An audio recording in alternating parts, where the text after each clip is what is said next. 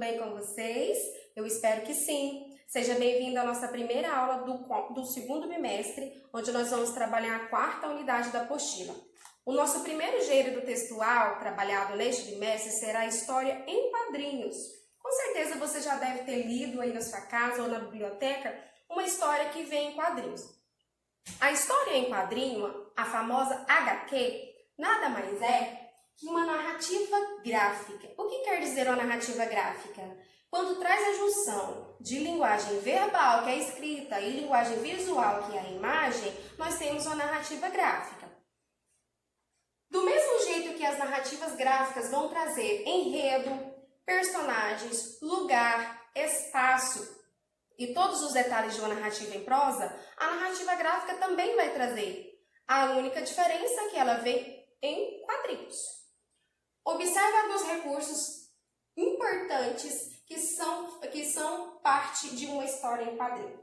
Os balões, por exemplo, tem o balão de fala, de pensamento, tem balão de grito, quando a pessoa fala mais alto, o balão já fica diferente, né?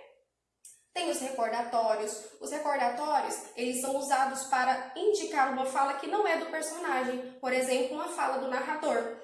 Lá na página 3 da apostila, vai trazer uma história de quadrinhos sobre Dom Quixote. Vocês já ouviram falar em Dom Quixote? Já nós vamos falar um pouquinho sobre ele. Se vocês observarem essa caixa preta, onde traz em terceira pessoa, né, a narrativa do narrador da história, são chamados de recordatórios. E também traz as linhas cinéticas. O que são linhas cinéticas? São aquelas linhas que vêm para indicar um movimento ou alguma situação. Por exemplo, aqui nós temos algumas linhas para indicar que o sol está brilhando. Isso são linhas cinéticas. Outras linhas na cabeça do Dom Quixote para indicar que ele estava sem juízo, ele não estava bem da cabeça, tá? E também são usadas metáforas visuais. O que são metáforas visuais? Metáforas visuais são aqueles recursos usados, os símbolos usados para indicar alguma situação. Por exemplo, para dizer que a pessoa está apaixonada, aparecem os coraçõezinhos, né, para indicar o amor. Ou então, quando se fala em dinheiro, aparece aquele cifrão para poder representar o dinheiro. São metáforas visuais, esses exemplos, ok? Agora nós vamos falar um pouquinho sobre Dom Quixote. Dom Quixote de La Mancha, né, como é conhecida a história, é um clássico da literatura espanhola. Foi escrita por Miguel de Cervantes em 1605. Tem tempo, não tem? Isso mesmo. O Dom Quixote é considerado até hoje um clássico muito conhecido, cobrado nos vestibulares e virou narrativa gráfica. De tão famoso que ficou, virou narrativa gráfica também. Então, todas as idades têm acesso a esse clássico, né? Além disso, a literatura traz Miguel Cervantes como um gênio quando escreveu esse romance, né? Porque além dele ser romancista, ele era dramaturgo, ele também era poeta, mas o clássico que fez mais sucesso de Miguel Cervantes foi esse. A primeira parte dessa história, desse livro, foi publicado em 1605.